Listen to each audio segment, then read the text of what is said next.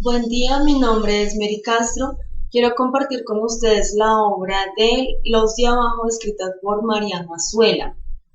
Este libro se publicó en El Paso, Texas, la editorial, perdón, de Folletín El Paso del Norte, en la fecha de 1915. La obra es demasiado interesante debido a su contexto sociohistórico. Eh, Resulta que Azuela creó esta obra Los de Abajo a partir de la participación que tuvo en la lucha revolucionaria, ya que en 1910 pues el actor se unió a las fuerzas maderistas que estaban activas en su pueblo natal, que fue Lagos de Moreno, en Jalisco. Ya a causa del asesinato de Francisco Madero el 22 de febrero de 1913, tuvo el ascenso al poder un usurpador victoriano, Huerta, que agudizó muchísimo los conflictos internos que Azuela tenía con la revolución. Ya en 1914, tras la caída de Huerta, el escritor empezó a incorporarse al ejército general de Julián Medina. Y pues a esta facción pertenecía también Francisco Villa. Bueno, y ya con esta incorporación al grupo, por decirlo así, o a seguir a Francisco Villa, fue nombrado como jefe del servicio médico con el rango también de teniente coronel. Ya como tal en el libro empiezan a describir la muchísima formación y vicitudes de un grupo de combatientes campesinos que se encabezan por el caudillo de Demetrio Macías. La novela retrata también la vida cotidiana de estos, las batallas contra los federales, la alianza con Natera para la toma de los federales, perdón, y la toma de Zacatecas. Ya casi al final, a causa de algunos conflictos entre los villistas y los carrancistas, el grupo de Demetrio Macías vuelve al lugar de origen.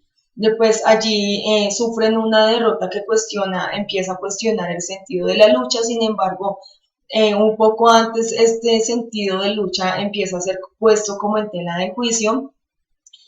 Y también encontramos la llegada de un personaje que es citadino, que es culto, es médico y es periodista. Su nombre es Luis Cervantes. Y con estos dos personajes principales, que es Demetrio Macías y Luis Cervantes, Azuela empieza a exponer unos contrastes entre los ideales políticos como de la clase alta o de algunos ilustrados y el pragmatismo ignorante de algunos campesinos. Hay dos puntos centrales en los que quisiera detenerme. Uno es la revolución literaria que ocurre con este libro y el otro es la revolución como crisis en la sociedad, que es el énfasis sociohistórico que se encuentra en la obra. Quiero empezar citando a Leticia Garza Falcón con su obra o análisis, La revolución de los de abajo, observaciones para una lectura, en cuanto ella mencionaba a Mikhail Bakhtin, en cuanto al lenguaje unificado oficial. Con el lenguaje unificado oficial hacemos referencia a los intereses de un grupo limitado y dominante de la sociedad. Es decir, que esta obra empieza a tomar un nuevo rumbo en la novela mexicana al empezar a desplazar, o no a desplazar, sino a reemplazar la descripción por la narración, empezando a crear un lenguaje que se opone a ese lenguaje unificado de la sociedad mexicana en ese momento.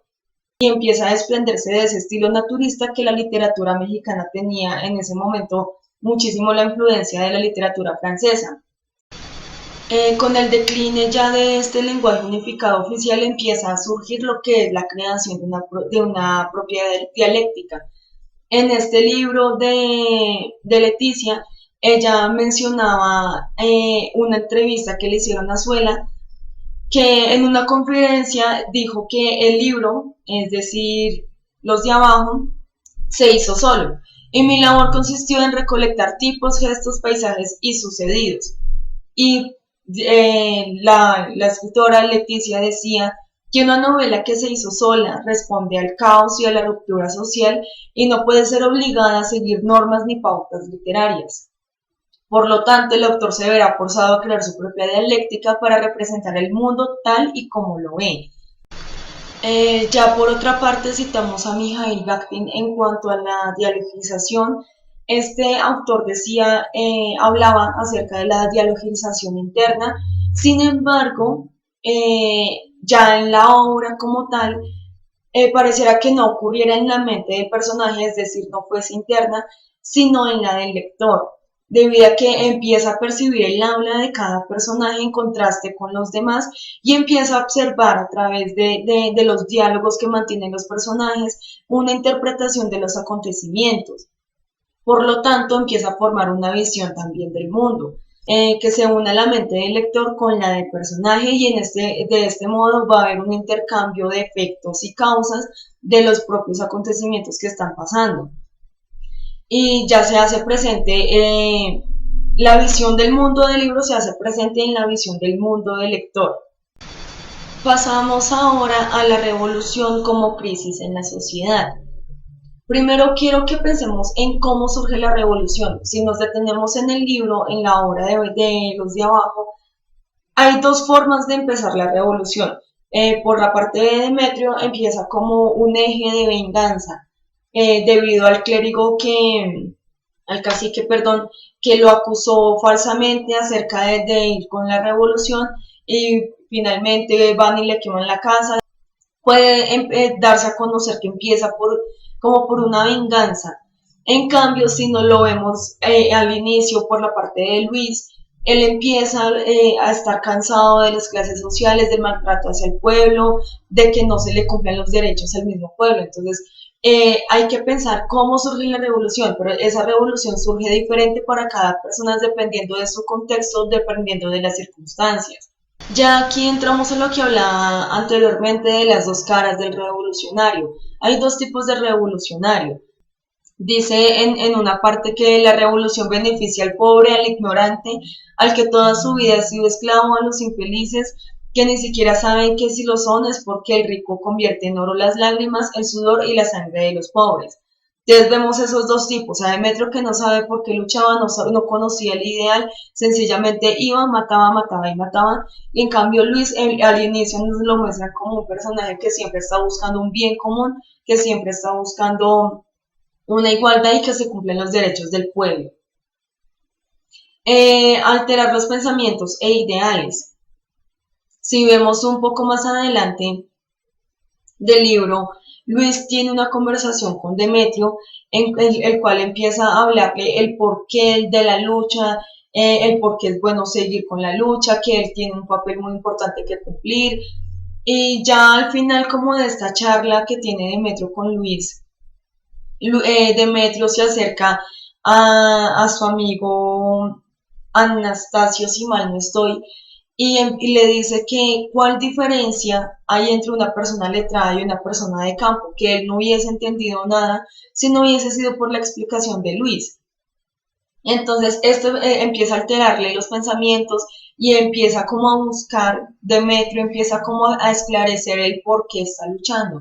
Sin embargo, este cambio constante de pensamiento se ve en todo el libro, que en una parte nos muestra como si ya estuviese empezando como un ideal de lucha, pero más adelante pierde ese ideal y se reemplaza con otra cosa. Entonces, esa vulnerabilidad en la mente puede ser y empieza a tambalear como esos fundamentos, empieza a tambalear la voluntad también de lucha y de resistencia para lo que se está luchando.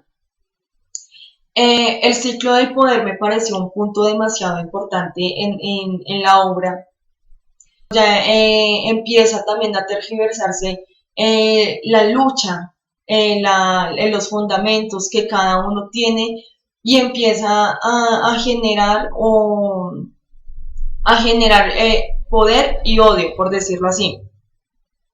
Porque ya empiezan a buscar, a saquear, a gobernar sobre los más pobres, a maltratar aún así.